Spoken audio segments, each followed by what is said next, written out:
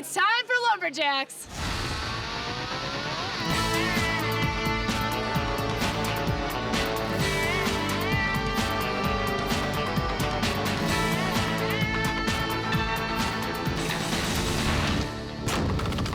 Lumberjacks is sponsored by Echo, only professional grade with 5-year warranty. Crown, protect, maintain, save. K100, for all your gas-powered equipment, make water burn. Yamaha, rev your heart.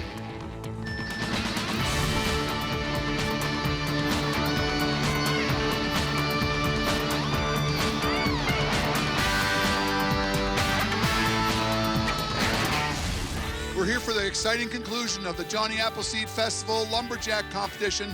It's the 10th annual this year, and we got a great field of competitors. In total, 77 competitors competing for over $14,000 in prize money. This week, we're featuring the Underhand Chop, the Hot Saw, and the Single Buck. Well, our field of competitors includes men and women from all over America. We do have a few Canadians in the field: Janet Walker from Nova Scotia, Marcel Dupuis from New Brunswick, Mitch Hewitt from British Columbia, and from Lake Dalrymple, Ontario, one of the top axemen from Canada, Cecil Starr. Cecil, not your first time here at the Johnny Appleseed Festival, but it seems that competitors are getting better every year. This week we're covering the Underhand Chop and the Hot Saw. Just tell me how you're going to place in the Hot Saw and the quality of competitors that are here. Oh, well, hot saw, as you know, can be anybody's game. I'm having a pretty good year with it. You know, you still cut out once in a while, but I ended up taking third at the World Championships in Hayward. Just go out there, and all you can do is go out and run and hope you go for it. There's no holding up in hot saw. It's all go, and there's a lot of great operators and, you know, great motors. Like, it's getting so much more competitive than, 20 years ago when I first started doing this. One guy had a 250 and he cleaned up. Now there's 18, 20 guys that can win out there. Into the home stretch here at the Johnny Appleseed Festival with only a couple events to go. Mitch Hewitt, our Canadian from British Columbia, leading the way with 350 points, and a bunch of guys hot on his heels. Jason Lenz, Matt Koger Jr., and Dave Van Gasser, all trying to track him down. Right now I'm with my co-host, Lumberjack sport analyst Rod Cumberland. Rod, we're heading into the Underhand Chop. In total, we had 25 competitors. We're showing the top 3 heats. We got big wood here, Rod. We got 15 inches round of white pine. It's a challenge for even the best competitors. Biggest challenge because they don't practice on wood this large, and also they don't chop it into competition. So most guys, the patterns that they're used to using go out the window here now. So it's really anybody's game as far as how they're going to chop this wood. And actually, the bigger, stronger guys stand a good chance of coming out on top. This first heat is featuring Trevor Beaudry and Chris Henning. Chris Henning has won a number of competitions the last couple of years. His underhand chop game has really come around. He's taken on Trevor Beaudry, a guy from the East. You've seen him a lot out there. He actually graduated from the University of New Hampshire. Big, tall, strong lad. He actually finished really well a few years ago in the rookie division. You can see him here doing a great job on this big piece of wood, keeping a good, fast pace. Chris Henning may be a strong hitter, but right now Trevor Beaudry is outpacing him with the swings of the axe. Both guys are on their backside. Look at the pace by Trevor Beaudry, swinging that axe, and he's accurate. Chris Henning well behind right now, a big slab coming out of his wood. And it looks like Trevor Beaudry just about ready to drive things off here in the 15-inch, and Trevor Beaudry does drive it off with a time of 32.8. He's going to set the time to beat. And Chris Henning is taken down by Trevor Beaudry. With wood that big, it's hard to stick to a pattern, but I did hear the announcer say right out of the gate, Trevor Beaudry's got a melon. How'd you feel about your piece of wood? It definitely cut really well. I was planning I'd put 4 hits in, see where I was, and kind of adjust, because, as you said, it's a large piece of wood, so it's hard to go in with an exact plan. And I got a little squirrely and put a couple more than I really probably needed, but it came apart really well, and it cut really well, too. So when you had to modify your plan, you put in 4, was it just ad-libbing the rest of the way through, or did you get to any kind of a pattern? Basically what I did was I took 2 rounds of 4, and then I won the bottom, I'm pretty sure, and just drove 3. Threw 3 drivers in just to be safe, because it's a big piece of wood, so you might as well make sure you're there in the front, because it pays off. Good, solid chop there by Trevor Beaudry. He talks about going a little bit squirrely. I've never heard that term before, going squirrely during the middle of an underhand chop. What about you, Rod?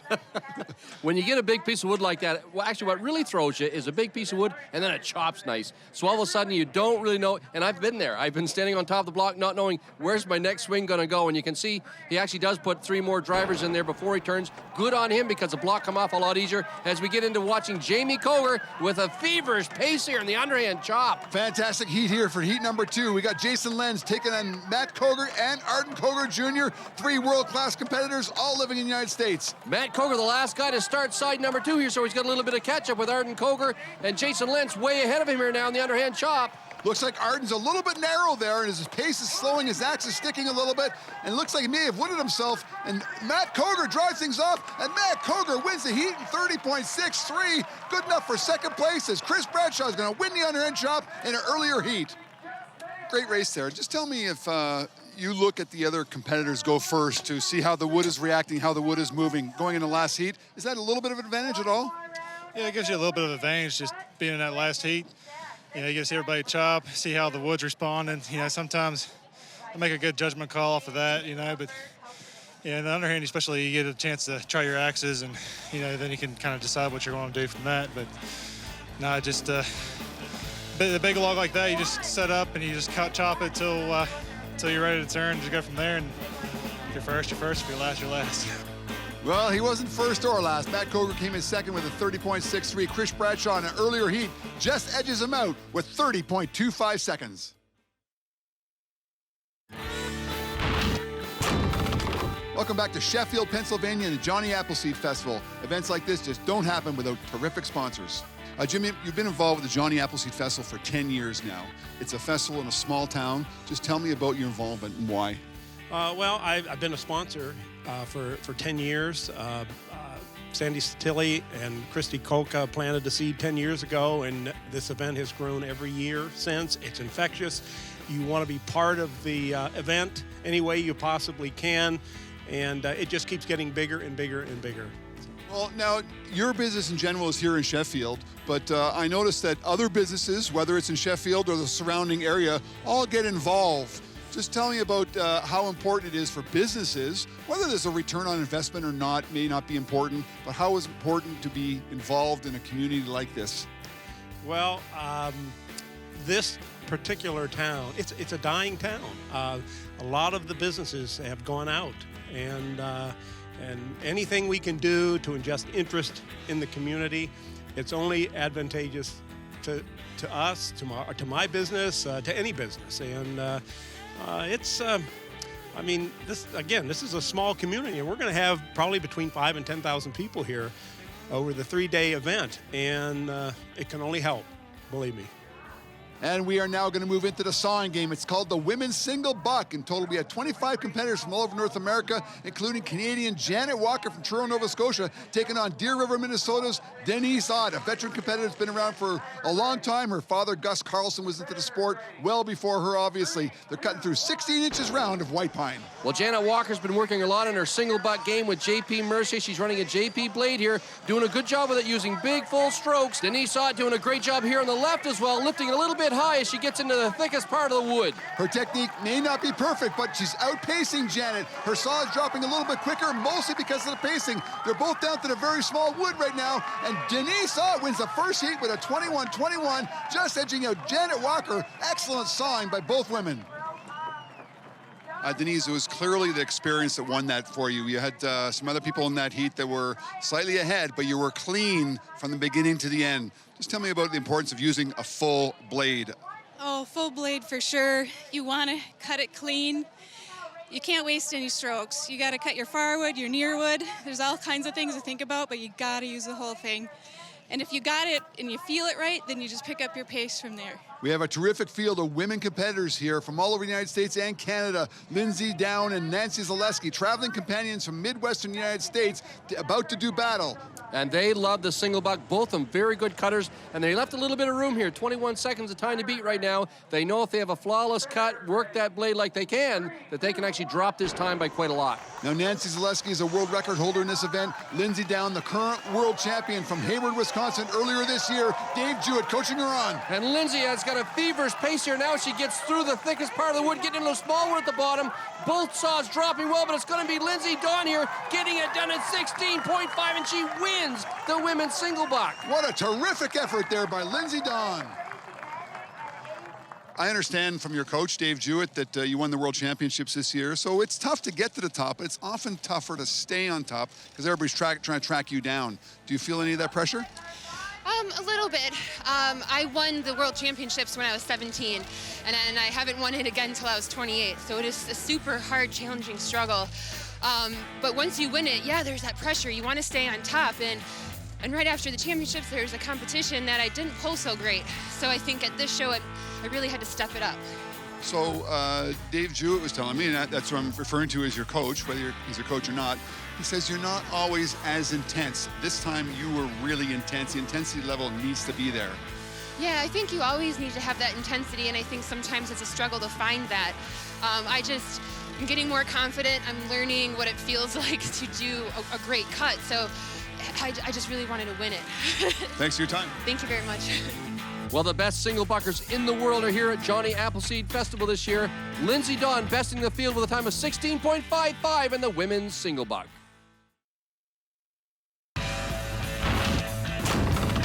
And many thanks to all the organizers and sponsors of the Johnny Appleseed Festival, now in its 10th year, and the Lumberjack competition is a huge success every Columbus Day weekend in Sheffield, Pennsylvania. We have many of the best competitors from all over the United States and quite a few from Canada as well.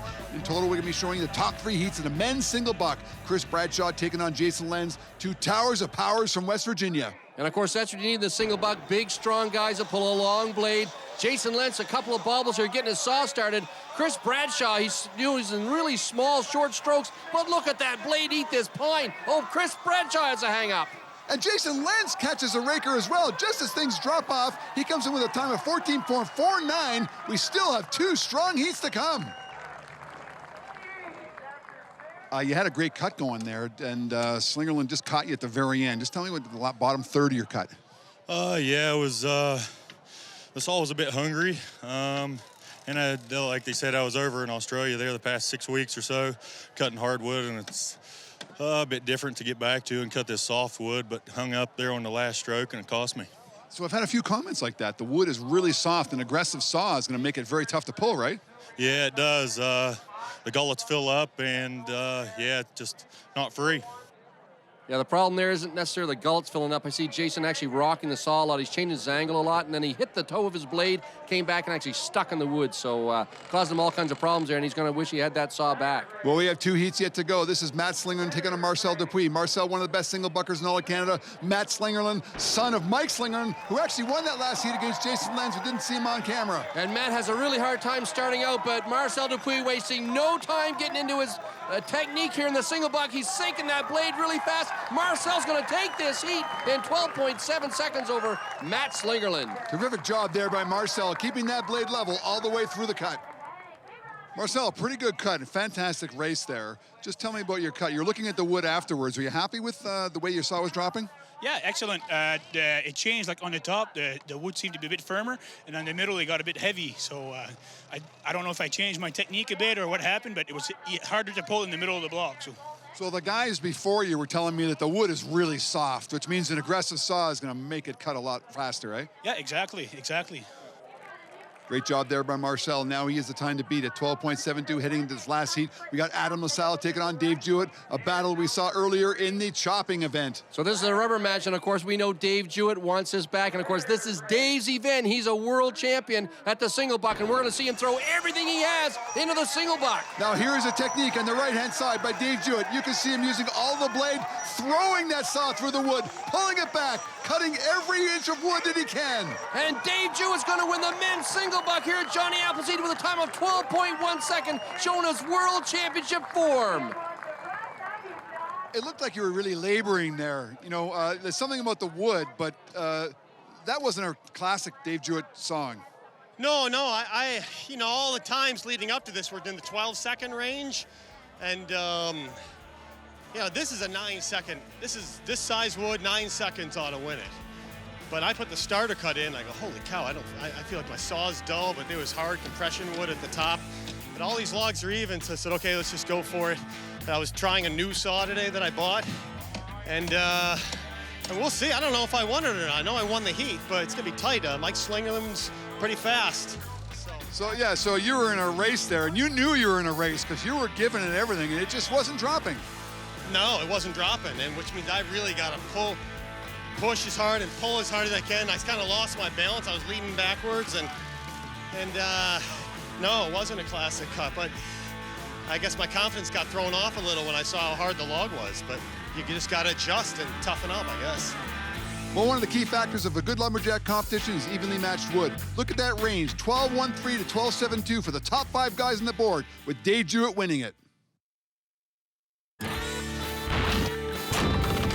And we are heading into the last event of the Johnny Appleseed Festival Lumberjack Competition. In total, we had 77 competitors competing for over $14,000 in prize money. And always ending the events are the hot saw competitions. We had over 30 competitors competing in this. It's 3 cuts, 16 inches, no, actually 18 inches of wood in the white pine. This first heat, we're going to be featuring Matt Slingerland taking on Paul Koger. And Paul Koger, of course, the father of Matt Koger, the reigning American champion right now, and he is no slouch at all in the hot saw event. I expect him to win this event. Both guys into the wood at the exact same time. Both guys now in their third cut, and Paul Koger flawlessly wins this heat with a time of 6.10. A terrific display of hot sawing by Paul Koger from Diana, West Virginia. Paul, this is a game where experience means a whole lot. I mean, you just beat a bunch of young guys there. Just tell me about what experience means in hot sawing. Oh, it's experience plays a big role in it because of a lot of these young guys, they want too much motor, and then they ain't got the experience of running them, and they get messed up a little bit with them. And you've done it for many, many years, so you can just, you know what your capabilities are, you know what your saw can do, you can probably relax a little more, right? Oh, yeah. Yeah, it's a lot more than these young guys. Well, we still got 3 heats to go. 6.10 is time to beat by Paul Koger, Chris Bradshaw, Mike Slingerland coming up. Mike Slingerland, often known as Mr. Wood Miser. We've seen him for many years on Lumberjack TV series. And Chris Bradshaw, another guy from West Virginia. Well, both guys really love to put the weight on this hot saw event when they get into the wood, and we're off and going. And Chris Bradshaw's the first guy in the wood. Mike Slingerland, all kinds of trouble on the right. Chris Bradshaw wins the heat with a 6.08, and he takes the time to beat down by a couple of tenths of a second. Chris, you got to be happy with that run. Just tell me a little bit about your saw. I'm tickled to death. This is the first time all year the motors actually seemed like it was on mark. So tickled to death. The thing of it is I'm switching it over to gas next year because I've been fighting it all year. It's on alcohol now, but it is a Honda CR250. It's got quite a bit of work done to the center, to the cylinder. But a friend of mine, Matt Price from down in Bedford, Pennsylvania, he assembled the motor. I got the frame from Mr. Cahoon out in California, but it's kind of depressing now. I finally got it to hit right, and I'm going to take it apart and rebuild it for gas next year. Great job there by Chris Bradshaw. Lowers the time to beat down to 6.08. Still 2 heats to come. We got Canadian Marcel Dubuis taking on our host here at the Johnny Appleseed Festival, Nathan Waterfield. This should be a great race. Well, Marcel Dupuis had a little bit of trouble this year running his own saw. At the big shows, usually he grabs Paul Woodland's saw and takes it down. I'll be interested to see what he's running here in this heat. He's running a Paul Woodland saw. There it is. Nathan Waterfield into the cut. And great job there by Nathan Waterfield. Lowers the time to beat down to 5.39. That is going to be tough to beat with only 1 heat to go. Over the years, we've seen a lot of adventures from you with the hot saw, but that wasn't, we would call an adventure. That was pretty good. Yeah, I've been working really hard on the hot saw. You know, initially when I started hot sawing, I was hot sawing just because it was another event that I needed to learn how to do. And over the years, you know, I kind of just put it off to the side, and it was just never trained. I just kind of ran the saw and expected to get better, and I never got better. So this year, over the winter time, got very serious with training, working on chains, working on my saw, and it's starting to come together. So now it's more or less making my 3 cuts. Fast is always there. So it's a good thing. It's fun to run the saws now, and I really enjoy it. So it's quite the difference than when I started. I mean, it's a marriage between man and machine, and clearly you're apparently happily married right now. Yeah, absolutely. You know, it's funny when guys are down on their luck and the hot saws aren't running well. They're all dirty. They're covered in oil and whatever. But the guys who, they start to have success, all of a sudden they start to clean them and take care of them. So it is funny how that relationship sort of develops. Well, pretty much a flawless cut there by Nathan Waterfield. 5.39 is going to be very tough to beat going into only 1 more heat to go. Donald Lambert taking on Melvin Lenz. These guys can do it. Well, the Rico man from Canada Donald Lambert. He's a veteran competitor from Canada, always awesome in the hot saw. And the king of the lumberjacks, Melvin Lentz, multi-time world champion. This ought to be a great race. 18 inches round, they're gonna have to be flawless. A little bit of a mistake there by Donald Lambert at the beginning of his first cut. Donald Lambert wins the heat as Melvin Lentz has struggles, but he's not gonna win the hot saw. Donald Lambert comes in with a 5.61. Nathan Waterfield wins the hot saw, Johnny Appleseed. Hey, you got that heat with 5 excellent sawyers there, and you had a big mistake. Well, I was too close from the end of the log, so I just slipped out a little bit. So, well, that was not my plan, but, well, things happened. Yeah, so, I mean, obviously your saw is running really well to be able to take on Melvin Lentz, Dave Jewett, Arden Koger, and Dave Engasser, and you still came on top with making a mistake. You got to be pretty pleased with that. Yeah, well, I'm pleased. Well, basically what I tried to do, it's a good start to start it and put it on the wood. So, but I slip a little bit. So, time would be probably a little bit better. But well, I'm really pleased of winning that heat at least. Thank you. Merci. Bienvenue. Always spectacular, the hot saw competition ending any good lumberjack competition. Nathan Waterfield does it to perfection with a 5.39. And the crown pivotal point today focused on young Trevor Beaudry from New Hampshire. First time with the big guns, and he actually does really well, finishing in the top 5 in the Underhand Chop. And our lumberjack overall standings here at the Johnny Appleseed Festival, both in the women's division and the men's division, are now in the books. Both divisions very, very close, with only 50 points separating the top competitors. And the K100 Lumberjack and Lumberjill of the day puts a spotlight square on Peg Engasser and Arden Koger Jr., who win their respective divisions. The growth in this event has been phenomenal over the last 10 years. Many thanks to Rick and Sandy Satili, Holly and Nathan Waterfield for putting it on. Come back again next time when it'll be time for Lumberjacks.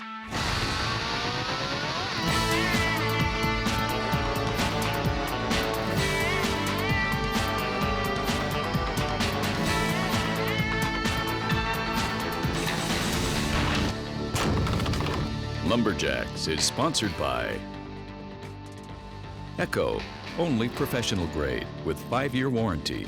Crown, protect, maintain, save. Quick Dam, the new alternative to heavy sandbags. Yamaha, rev your heart.